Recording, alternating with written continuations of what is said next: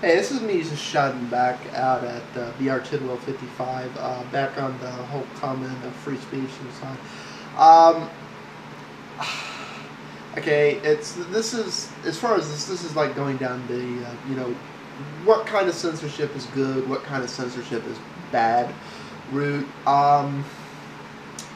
When I was commenting on you making my point, when I was talking about, because you were offended by the way South Park made fun of Jesus Christ and so on, I would argue that usually when South Park makes fun of Jesus Christ, it's making fun of JC in an ironical way, in much the same way they were making fun of the satire you loved so much of talking about the sacred cow of not making fun of Muslims.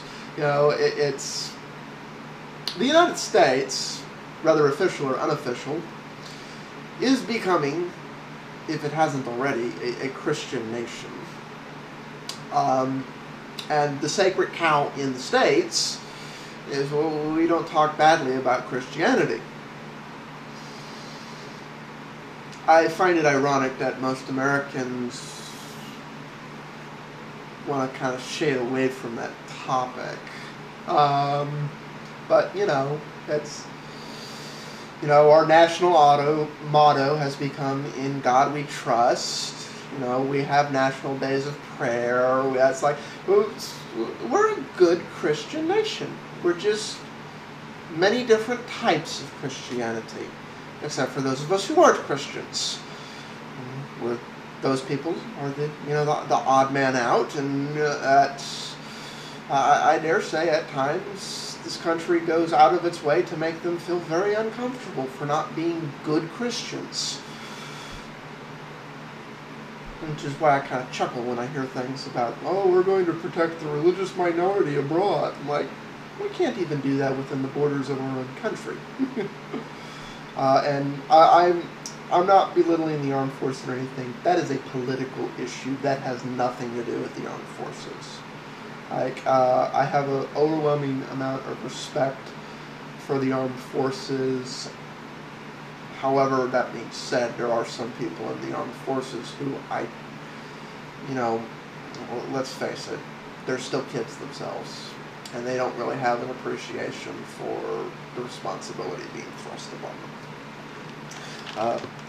Given your comment about being a major and 20 plus years experience studying in this world, I think the soldiers I'm talking about. There's nothing wrong. It's just they're green. They're kids. But anyways, back on to censorship. And I was reading the comments and you're saying, about talking about, well, censorship is good parenting. And I've always, said that's my personal belief on that is it's always a very fine line. And I'm not trying to belittle your parenting style or anything. It's just, it's a fine line, Because in the one hand, a growing opinion is that we need more government, and governments like mom and dad, and mom and dad should be protecting the children. Well, it's the exact same mentality. It's like we're not grown up enough to make that decision for us, so somebody else should. I'm a big firm believer of individuals themselves should make it up, whether they're recognized to be citizens or not. The reason I say rather to be recognized as citizens or not is because, for the most part, global society as a whole, and very much so in the United States, minors are not citizens. If you're under 18, you're not a citizen. You're a child. You don't have the same rights, liberties, and privileges that someone who is a citizen, who is over 18, has. Now, there's obvious reasons for that, because children are children. But you don't magically turn 18 and stop being a child. You need to be exposed to the world. You need to see things and so on. And if there's too much censorship going on in the household where you grew up, then you only start to get exposed to this stuff when you're 18, and or in some cases even older. You know, basically when you're out on your own, when you move away from home and you're making your own decisions. That usually begins around 17 or 18 as kids go to school. Given that more and more as a society we're moving towards the incentive that we should kill kids for having made adult mistakes, you know, because it's legal in some places to kill 13-year-olds. I'm a big firm believer of exposing kids to the adult world under controlled circumstances at home, but not censoring them from it. They should be making some of those decisions, and I'd rather they do it while they're in a safety net at home, so that their first mistakes, which, let's face it, we all made when we first got exposed to that world. You know, depending how we were raised, some of us started making those mistakes around 10.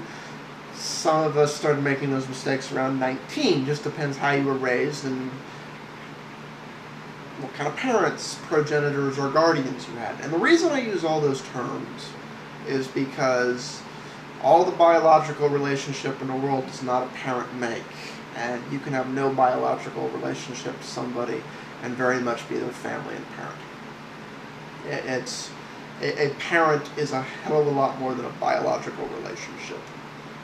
Sometimes in spite of a biological relationship.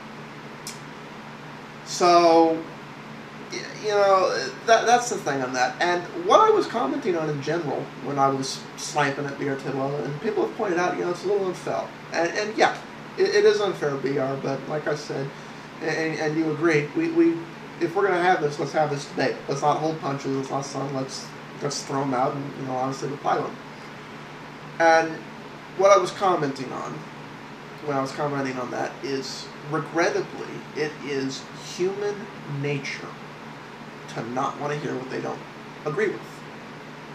If you have a core fundamental belief that's XYZ, and someone has a different belief, regrettably, for the most part, it isn't human nature to say, I respectfully disagree.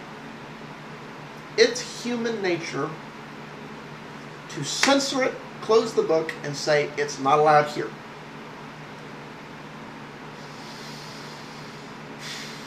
We have to do better. We have to do better as a species. For that ideal to flourish, you have to have tolerance for what you diametrically disagree with. And that's the point I was getting on there. It's just, there's a lot of things that go on in this world I don't agree with, but I always try and see the other person's point of view, if at all possible. Rather than tell them to shut the hell up, rather than censor them, rather than say it's not allowed in my household, I offer rebuttals. That philosophy has served me well over the years. What I consider to be the most valuable person is somebody who thinks 180 from my preconceptions, because they look at things in a way that, by virtue of my preconceptions, I am completely and totally incapable of looking at or seeing. I just can't do it. Interacting with them, dealing with them, and paying attention to what they're saying, even if at the end of the day I don't agree with it, lets me look upon things from a point of view that otherwise it would be incapable of doing. You touch, and censorship is part of that. It's not. And this has to do with another issue, actually. I'm coming up on time, so I'm going to say it real quick. You know, people want to say that anything that's immoral or wrong is unconstitutional, especially in the States these days. Well, everything isn't covered in the sun. As a matter of fact, for the most part, censorship is largely omitted from the Constitution. You know, we just say we have free speech, which implies no censorship, but it doesn't strictly forbid it either. There's the ideal, and then there's the words. This has to do with ethics and right and wrong. interesting topic to be getting into. I look forward to responses from anyone on this. BR Tidwell, I'm actually going to be sending you a PM because I haven't heard from you all week. So peace out all. Ciao.